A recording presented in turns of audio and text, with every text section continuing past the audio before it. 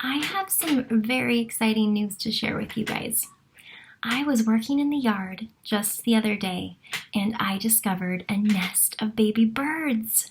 Let's go out and see if we can check on our little bird's nest. Come with me.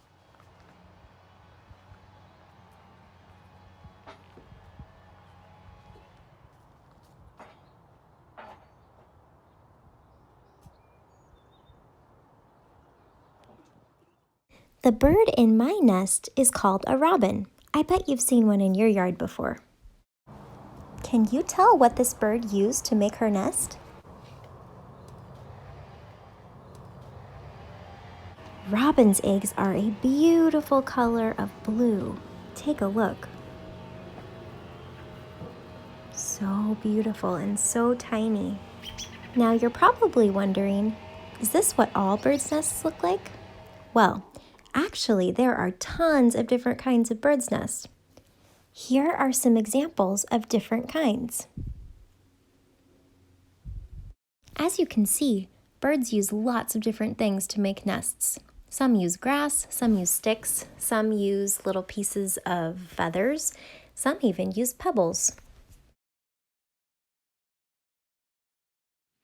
Now make sure if you ever see a bird's nest in your yard that you don't touch it, that you just look with your eyeballs, because the nest, the eggs, and those baby birds once they hatch are very breakable. Now that we've seen a real bird's nest, I thought it would be fun to read a book about birds. It's called Way For Ducklings by Robert McCloskey. Mr. and Mrs. Mallard were looking for a place to live. But every time Mr. Mallard saw what looked like a nice place, Mrs. Mallard said it was no good.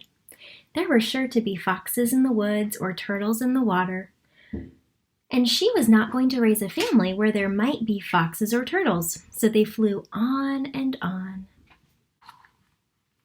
When they got to Boston, they felt too tired to fly any further. There was a nice pond in the public garden with a little island on it. The very place to spend the night, quacked Mr. Mallard, so down they flapped. Next morning, they fished for their breakfast in the mud at the bottom of the pond, but they didn't find much. Just as they were getting ready to start on their way, a strange, enormous bird came by. It was pushing a boat full of people, and there was a man sitting on its back.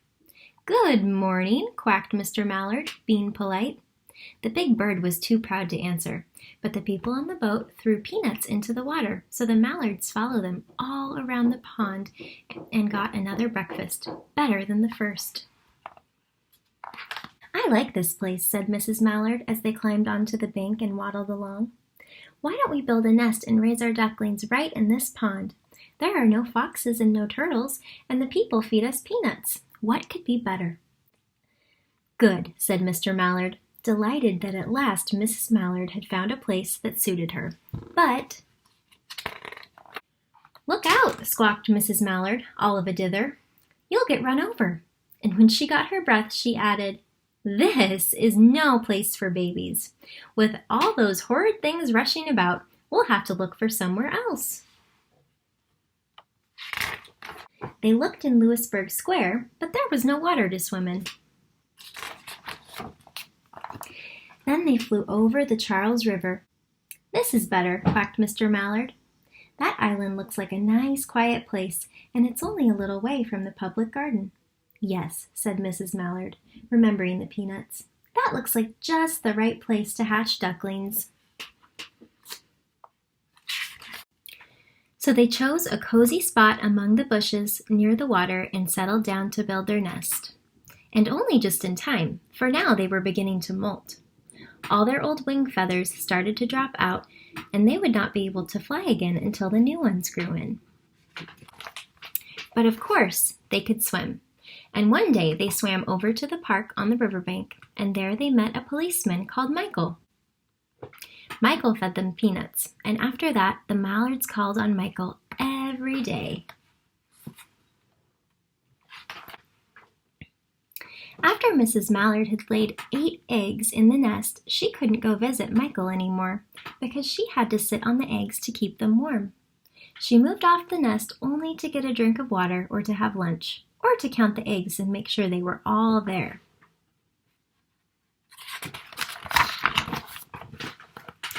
One day the ducklings hatched. First came Jack, then Cack, then Lack, then Mack, then Knack, then Whack, then Pack, then Quack. Mr. and Mrs. Mallard were bursting with pride. It was a great responsibility taking care of so many ducklings, and it kept them very busy. One day Mr. Mallard decided he'd like to take a trip to see what the rest of the river was like further on, so off he set. "I'll meet you in a week in the public garden," he quacked over his shoulder. "Take good care of the ducklings." "Don't you worry," said Mrs. Mallard. "I know all about bringing up children." And she did. She taught them how to swim and dive. She taught them how to walk in a line, to come when they were called, to keep a safe distance from bikes and scooters and other things with wheels. When at last she felt perfectly satisfied with them, she said one morning, "Come along, children, follow me." Before you could wink an eyelash, Jack, Cack, Lack, Mack, Knack, Whack, Pack, and Quack fell into line, just as they'd been taught. Mrs. Mallard led the way into the water, and they swam behind her to the opposite bank. There they waded ashore and waddled along until they came to the highway. Mrs. Mallard stepped out to cross the road. Honk, honk, went the horns in the speeding cars. Quack, went Mrs. Mallard as she tumbled back again. Quack, quack, quack, quack, went Cack, Jack, Lack, Mack, Knack, Whack, Pack, and Quack, just as loud as their little quackers could quack. The cars kept speeding by and honking, and Mrs. Mallard and the ducklings kept right on quack, quack, quacking. They made such a noise that Michael came running, waving his arms and blowing his whistle. He planted himself in the center of the road, raised one hand to stop the traffic, and then beckoned with the other, the way policemen do, for Mrs. Mallard to cross over.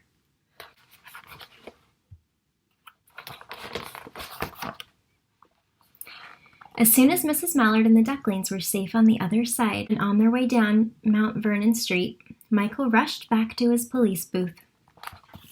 He called Clancy at headquarters and said, "There's a family of ducks walking down the street." Clancy said, "Family of what?" "Ducks," yelled Michael. "Send a police car, quick!" Meanwhile, Mrs. Mallard had reached the corner bookshop and turned onto Charles Street, with Jack, Knack, Lack, Mack, Knack, Whack, Pack, and Quack all marching in line behind her. Everyone stared. An old lady from Beacon Hill said, "Isn't it amazing?" And the man who swept the streets said, "Well, now ain't that nice?" And when Mrs. Mallard heard them, she was so proud she tipped her nose in the air and walked along with an extra swing in her waddle.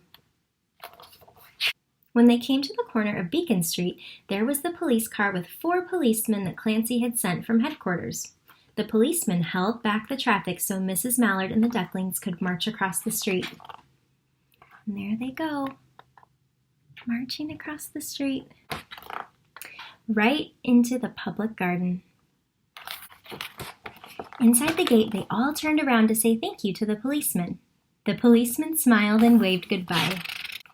When they reached the pond and swam across to the little island, there was Mr. Mallard waiting for them, just as he'd promised. The ducklings liked the new island so much that they decided to live there. All day long they follow the swan boats and eat peanuts. And when night falls, they swim to their little island and go to sleep.